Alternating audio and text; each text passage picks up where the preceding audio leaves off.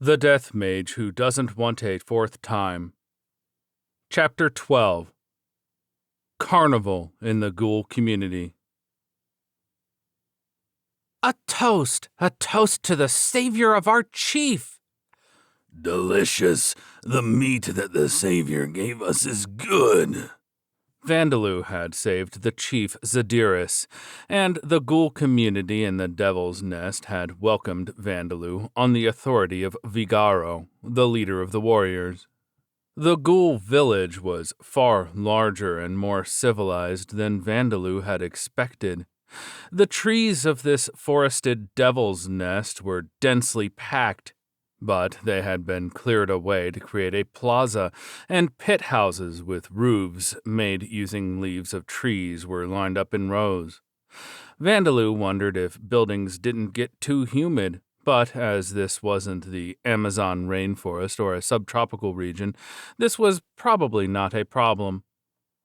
A well dug in the ground served as their water source, and there were fields for growing food, though they were primitive and only large enough to be called household vegetable gardens.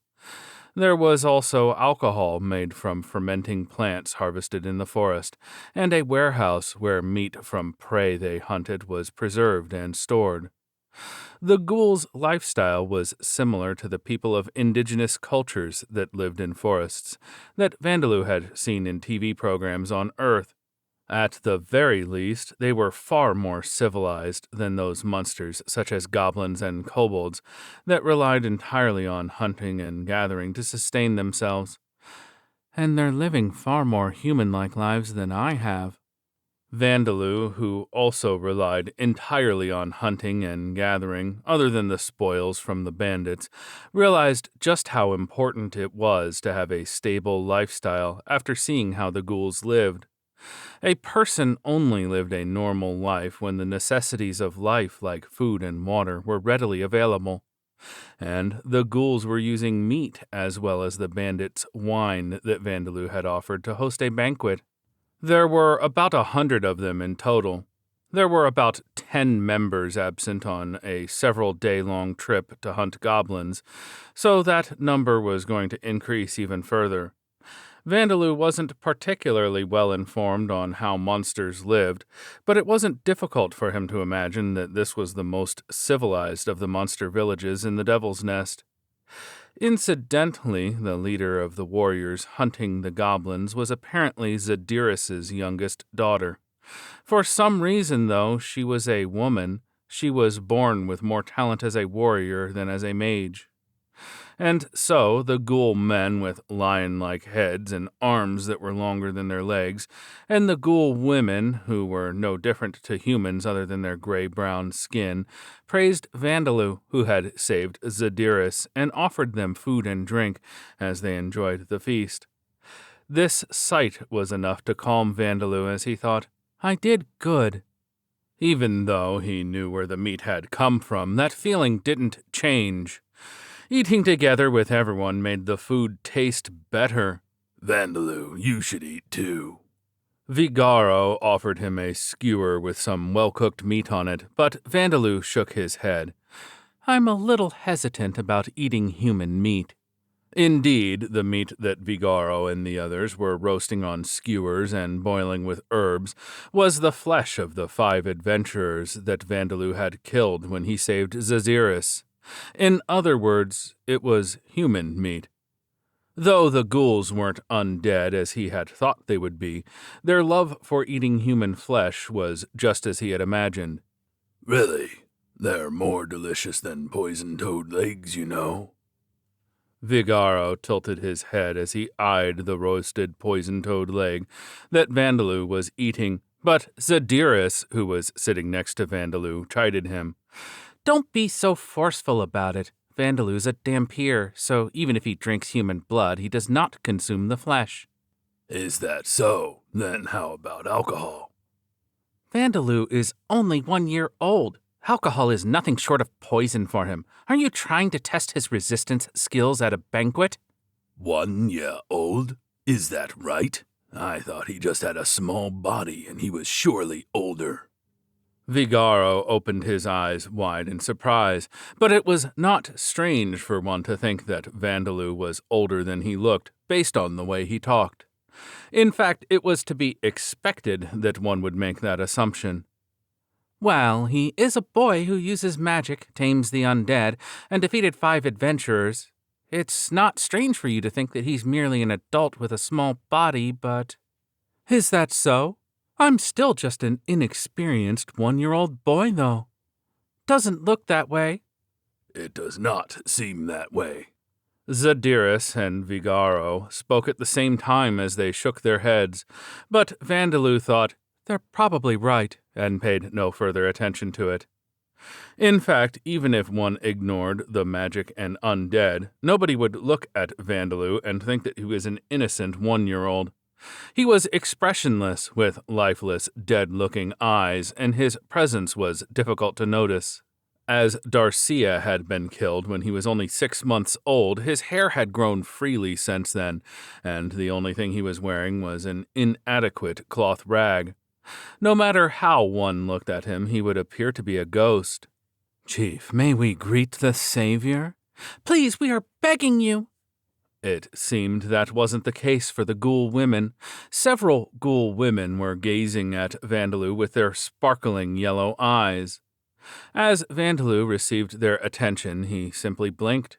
In all his lifetimes up until now, he hadn't been popular with anyone other than spirits, so he was surprised.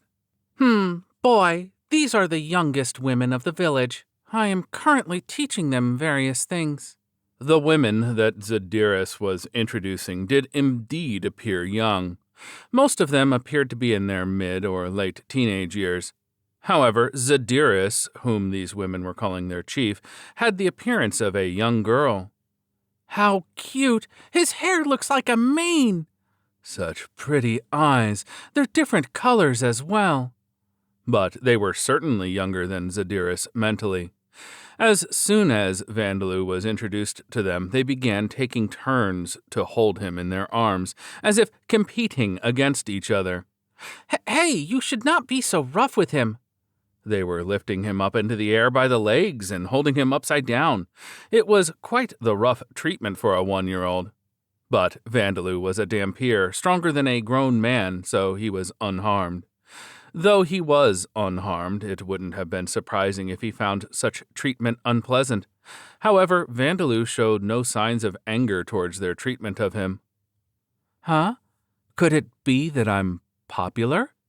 He had never been pampered by members of the opposite sex in any of his previous lives.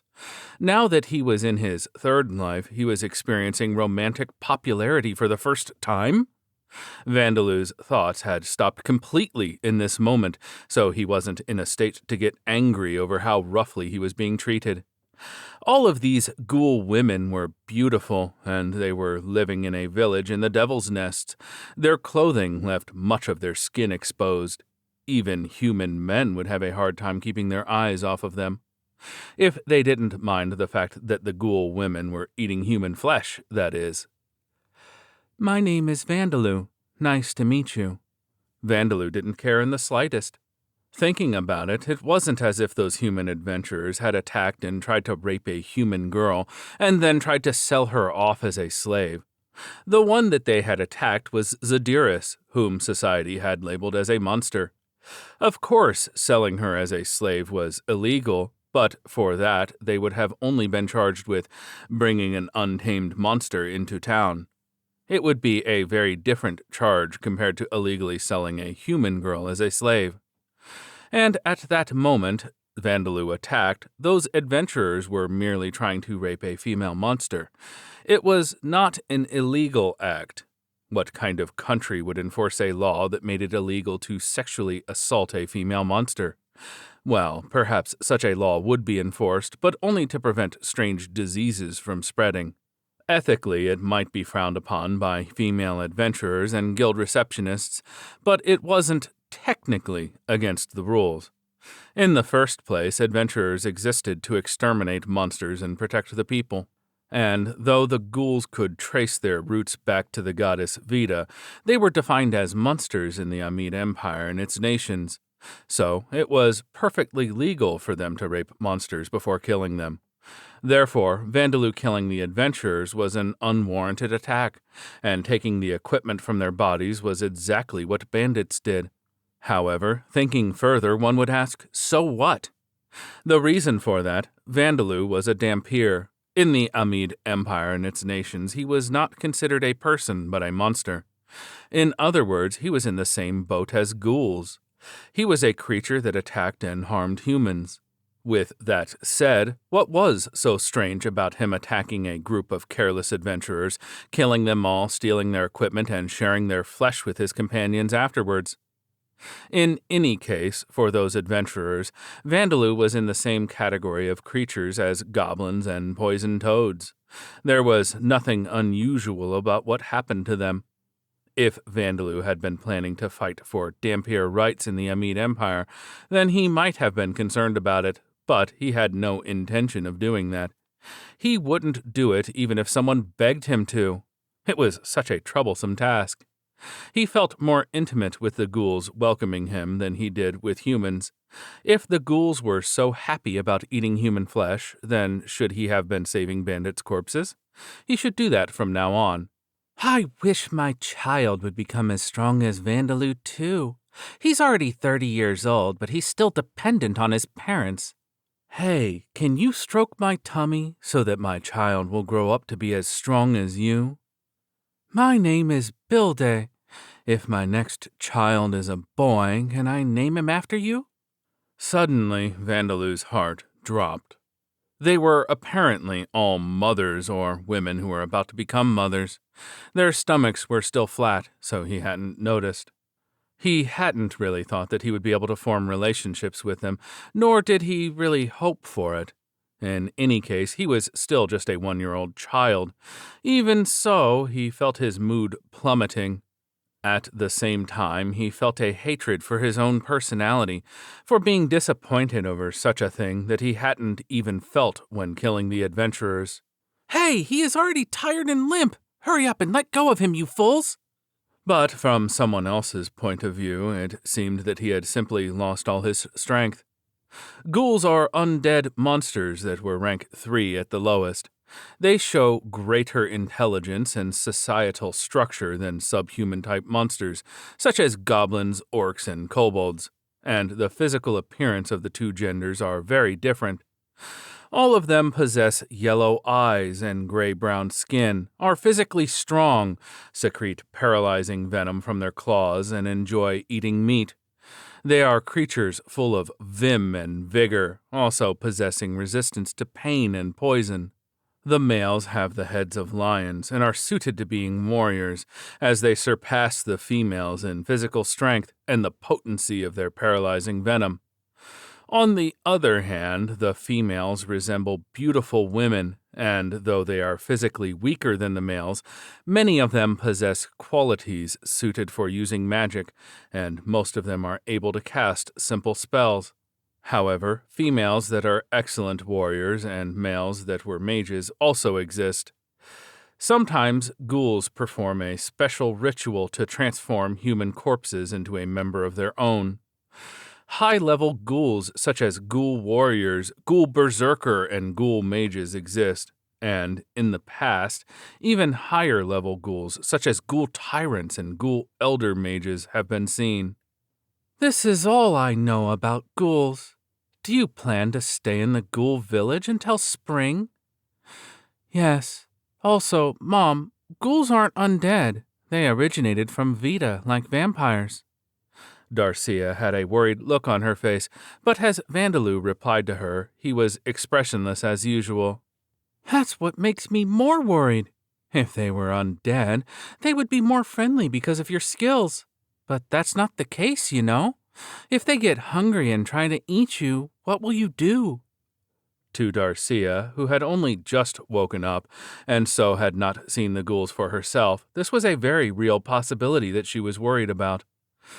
I think it's fine. Probably. At the very least, I don't feel the presence of death here like I did when I snuck into Basdia.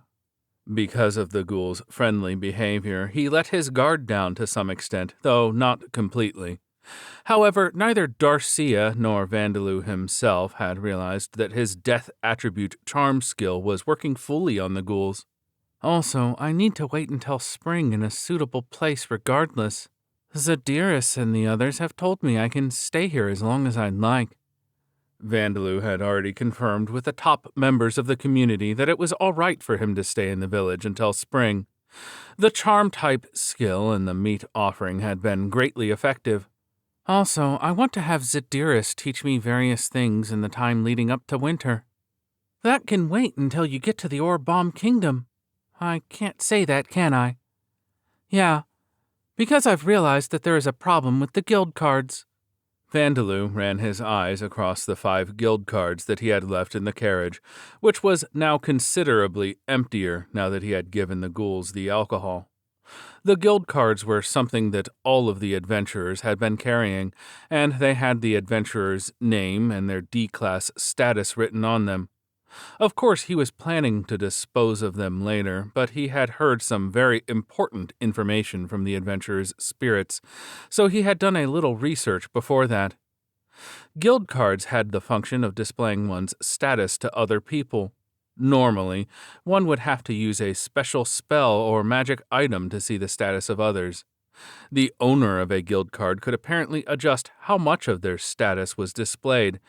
They could decide whether to display just their name and current job, or show their job history up until now, or even show their attribute values and skills. That was up to the owner of the cards. However, when creating a guild card for the first time, all information is revealed to the guild staff member.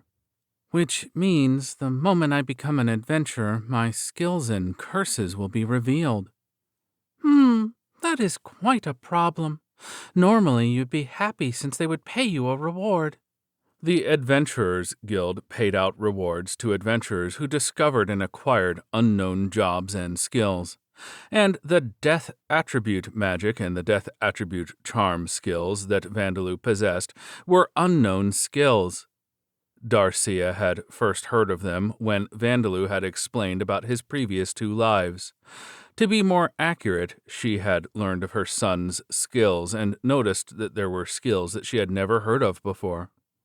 You'd become famous the moment you registered at a guild, and you'd definitely get noticed by the Mages Guild. I think even your curses would receive a lot of attention. But I can't forget my skills or remove my curses, so I think it's best if I gain some knowledge, skill, and strength before I register myself. For Vandaloo to survive in this world with no parents, he needed to secure his own social position, and for that, he needed to register at a guild. And since every guild used guild cards, Vandaloo's skills and curses would become known. However, as guilds were organizations that protected their members, Vandaloo wouldn't be unjustly imprisoned or kidnapped for the sake of investigating his unknown skills and curses. Even though Vandaloo possessed unknown skills and curses, nobody would be able to do anything about it, whether they were guild members or not. At least, not officially. Vandaloo knew well that not everybody in this world upheld rules and morals.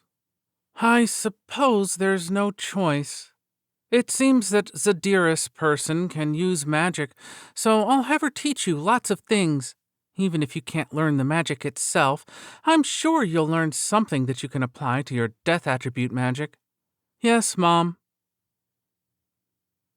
And so, Vandaloo came to spend some time living in the ghoul community. The death attribute charm skill has increased to level 3. You have acquired the Strengthen Followers skill.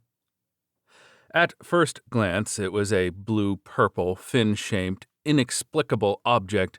It gave a wet sensation when touched, and it was partially soft. At the very least, it was an object that one would not presume to be food. Was it really edible? Was this some kind of joke? Vandaloo wondered this as he tentatively tried a mouthful. It had an unusual texture, and its flavor was a strange mix of bitter and spicy, and a bizarre scent that was neither unpleasant nor pleasant ran through his nostrils. If he hadn't asked what it was made of, he wouldn't be able to tell whether it was meat, fish, or even a vegetable. How is it, Van? How does the gabu gabu taste? It's delicious. As the tall female ghoul, who called him by a shortened nickname, asked him his opinion, Vandeloo gave an insincere compliment without thinking. His seemingly incurable lack of communication skills was displaying itself once more. Van, what have you been eating up until now? None of us ghouls think that this stuff is delicious. But as Vandeloo was expressionless as usual, the compliment didn't have any effect. As he tried to say something back to the female ghoul who was watching him with pity in her eyes, he realized that his diet wasn't something he could readily mention. The rear legs of big frogs. Other than his mother's milk and blood, those had been the most delicious. Well, there are a number of tasty monsters and fruits to be found in the devil's nests. You're only a year old, so don't worry about it. The name of the ghoul talking to him and patting his head was Basdia. She was the leader of the warriors who had been out to hunt goblins and came back in the early morning, Zadirus's youngest daughter. She was a beauty, over 190 centimeters tall, with toned muscles and feminine curves, appearing to be in her mid-20s. On Earth, she might have been a beautiful athlete or a martial artist. And she also resembled Zadirus. Anyone seeing the two of them would think that they were sisters, born a long time apart. Anyone would assume that Zadirus was the younger sister and Basdia the older. Humans don't make gabu gabu, huh? Can you eat a lot of delicious things in human villages? That would explain why the villagers were so delicious. No, I think they just don't know how to make gabu gabu. They don't know. Why is that? The ingredients can be found anywhere. Don't adventurers often hunt them? The ingredients that could be found anywhere that Basdia was referring to were goblins and gabubu grass juice. Gabubu grass was a purple-colored weed known as the goblins of grass. When crushed, it released a purple juice. It was kind of a magic grass, but it wasn't directly harmful. It simply grew in people's fields, sucking up all the nutrients in the process. This made the grass the natural enemy of farmers. Although it was a magic grass, it wasn't tasty enough to be used in food, and it didn't have any medicinal uses, so it was quite a problematic plant. Its high rate of reproduction and the damage it caused without having a single beneficial use led to it being named gabubu grass. And everyone knew that goblin meat smelled terrible and wasn't particularly edible. The same went for their bloods and organs. Goblin blood tasted so bad that if Vandeloo had the choice between drinking goblin blood and crushed insect juice, he would choose the latter. Such goblin meat was pickled for a whole day in the juice produced by crushing gabubu grass. This neutralized the smell of the goblin meat, producing something that was neither tasty nor disgusting. This gabu gabu could be preserved for around a year. During times when we can't find prey to hunt, we make do with this gabu gabu. It doesn't take as much time or skill to make as dried meat, and it makes convenient emergency food that you can store, but humans wouldn't go so far just to eat goblin meat. As Vandeloo said, rather than devising a way of somehow making goblin meat more edible, humans would rather focus their efforts on farming or hunting more delicious creatures. Is that how it is?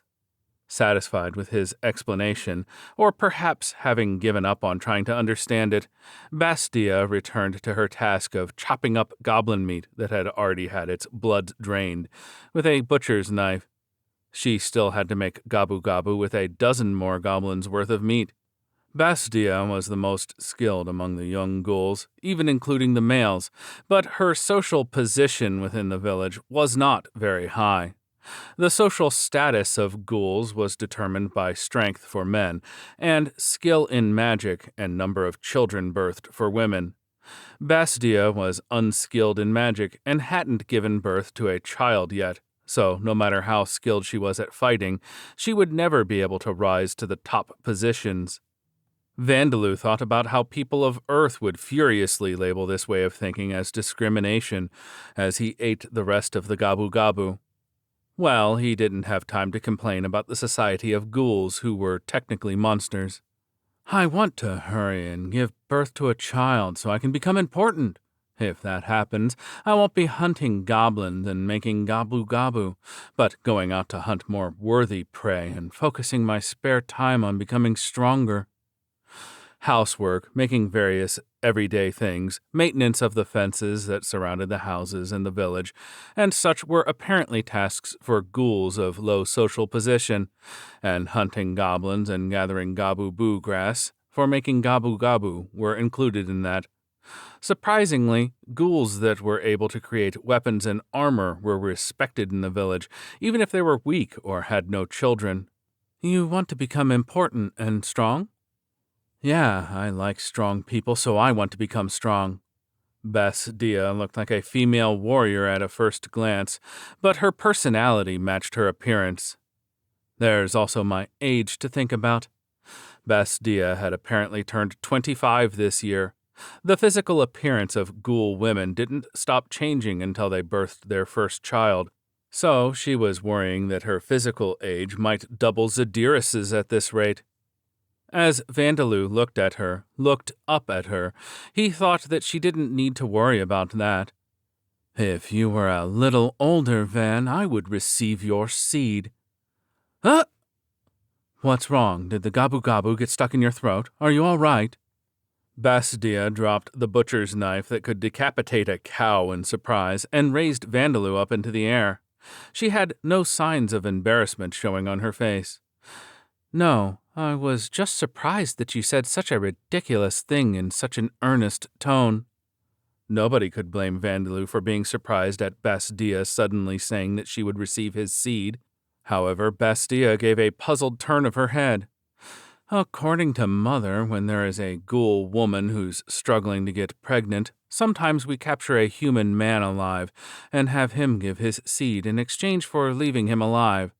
Apparently, the seed of other races like humans have a higher chance to produce a child.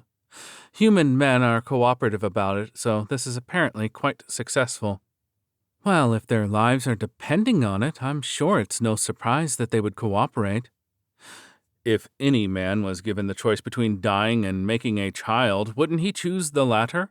Not to mention that ghoul women were exactly like human women, other than their skin color and eyes. On top of that, ghoul women are all attractive, too. All of the ghouls that Vandaloo had seen since yesterday were beautiful. If their lives could be saved and they would get to have sex with one of these ghouls, wouldn't any man repeatedly shout yes? Unless they had an incredibly firm sense of virtue or believed in the god Alda. At the very least, Vandaloo knew he would do so. Even from a human's point of view, I'm happy about that, but that's impossible for me. Why's that? I'm already 25 years old. In the human race, the most adventurers belong to, once you're past 25 years of age, you're made fun of as a middle-aged woman. As Lambda's medical technology was underdeveloped compared to Earth's or Origin's, the life expectancy was short. There was magic instead, but the ones who could leave their fates in the hands of magic were those with some degree of wealth, and few mages were able to use magic related to obstetrics and gynecology. And in this world, producing offspring was an important task. As mechanical technology was underdeveloped, the driving force in all industries was people. People plowed the fields, made the clothes, cut the stones used to build houses, fought to defend their countries. All of these required the people's labor. Therefore, it was common for the average person to be married before the age of 25. It wasn't uncommon for female adventurers to pass that age before marriage, but that was because those female adventurers were wealthy and had connections, or actually had partners they weren't officially married to. Of course, the pregnancy rate for women in this world wasn't lower than for Earth. One could still bear children in their 40s, But women past their mid-20s were called middle-aged women, encouraging them to hurry up and have children. But Basdia had no way of knowing these exact societal circumstances, so her perceptions were based on vague stories that she had heard from ghouls who had eavesdropped on human conversations. I don't think it's something you should worry about too much. I think you're still very young, Basdia-san. Vandaloo wasn't particularly knowledgeable about human society either, so he had wondered, aren't the humans of this world worrying about their age too much? As he had only lived on Earth as a high school student and only made it to the age of 20 in origin, it was difficult for him to understand the importance of leaving descendants behind. I'm happy that you are saying that. As Basdia smiled, she looked truly beautiful and attractive. Vandaloo was close to her beautiful skin as she was holding him, and if he was an adolescent, he would probably be unable to help but to stare at the deep cleavage between her breasts. The fact that she could become so beautiful while eating only meat was probably because of the biological differences between ghouls and humans. Now that I think about it, I heard from Mother that you are able to use unusual magic, Vandaloo. Isn't there a spell that you could use to make yourself able to give me your seed? I have heard that there is a life attribute spell that can cause the rapid growth of one body part.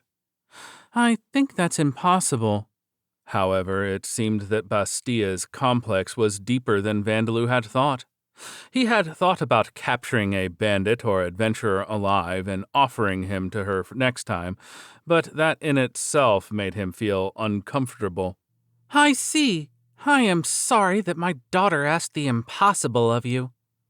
Zadiris, hearing Vandaloo's story in her own house, lowered her head a little. Of course, her daughter producing a child was a matter of great concern to her as well. It will take around 10 years for you to grow old enough to give her your seed normally, Vandaloo. At her current age, she will be able to wait that long. I may have pressured her too much in my desire to see my first grandchild. I am more surprised that you know what seed and such words mean, boy. Well, I don't think that it's that unusual. Now that Zadiris mentioned it, a normal 1-year-old infant wouldn't understand the meaning behind having one seed asked for. Realizing this, Vandaloo gave a vague explanation. He had good impressions of Zadiris, Vigaro, and Basdia, but he was still hesitant to tell them about his past lives.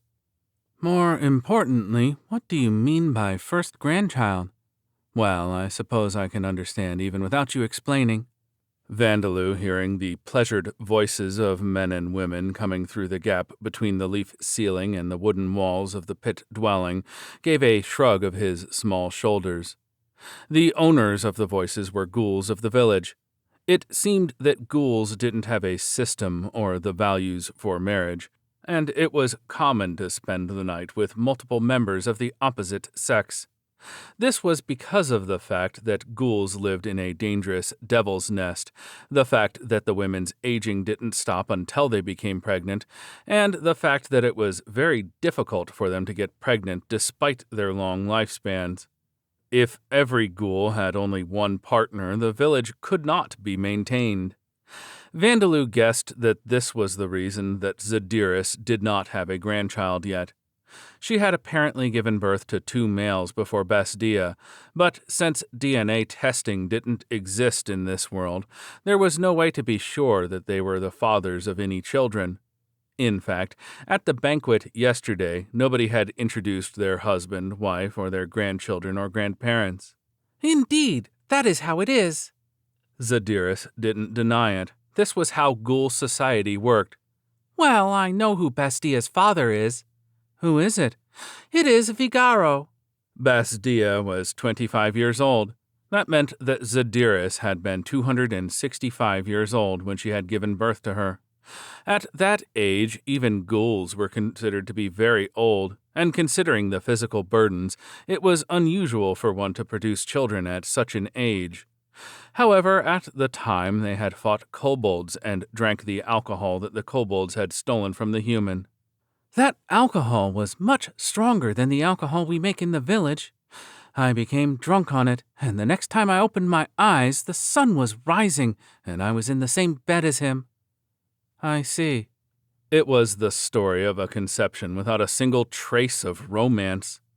"You should be wary of alcohol, boy. Even if you drink, do not become consumed by the alcohol. Now then, shall I teach you the basics of magic?" Though weakened by her old age, Zadiris was a ghoul.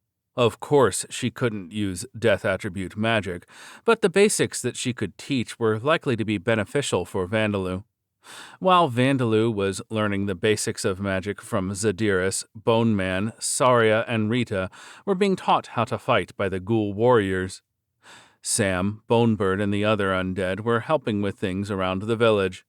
Helping with hunting in the Devil's Nest gained them experience points, speeding up their growth. And so, Vandaloo began his first non-self-taught lessons. Monster explanation. Ghoul warriors.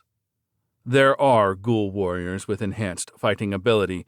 They lead small groups of ghouls and, in cases where other high-ranking ghouls are not present, entire tribes. They not only fight with their venomous claws, but are proficient in the use of unarmed fighting techniques and weapons, and employ martial arts in battle. As their appearance is not very different from regular ghouls, there are cases where unsuspecting adventurers are overwhelmed by them, so caution must be taken. The right ear is used as proof of exterminating them. Materials that can be obtained from them include their fangs, claws, and their livers, which can be used in medicine. For a normal ghoul to become a ghoul warrior, he or she must possess multiple martial-type skills at level 2 or higher. However, most ghouls meet that requirement before reaching level 100. As Basdia has more physical ability than talent for magic, she focused on that and became a ghoul warrior. Though this has caused her to receive the status effect of infertility, it has no negative effects on her attribute values or skills. Monster explanation. Ghoul barbarians. These are ghouls that have increased their rank and polished their martial skills and increased their superhuman strength skill even further. They possess larger bodies than most ghouls and enjoy swinging their weapons to mow down their enemies in battle. Many ghoul barbarians lack intelligence, thinking only about combat. Because of this, most of them have low social positions and are simply made use of by ghoul mages. All confirmed cases of ghoul barbarians are male. There have been no confirmed cases where a female ghoul has become a ghoul barbarian. The right ear is used as proof of exterminating them. Materials that can be obtained from them include their fangs, claws, and tendons that can be used to make bowstrings and their mana-soaked manes. For a ghoul to become a ghoul barbarian, he must possess the superhuman strength skill at level 3 or higher, and a level 4 skill in the use of a two-handed weapon. Unlike other ghoul barbarians, Vigaro is relatively intelligent and stands in a position to become the next chief. In addition, he has an exceptional ability for commanding others. So, while most ghoul barbarians enjoy fighting alone, Vigaro always leads his companions to battle.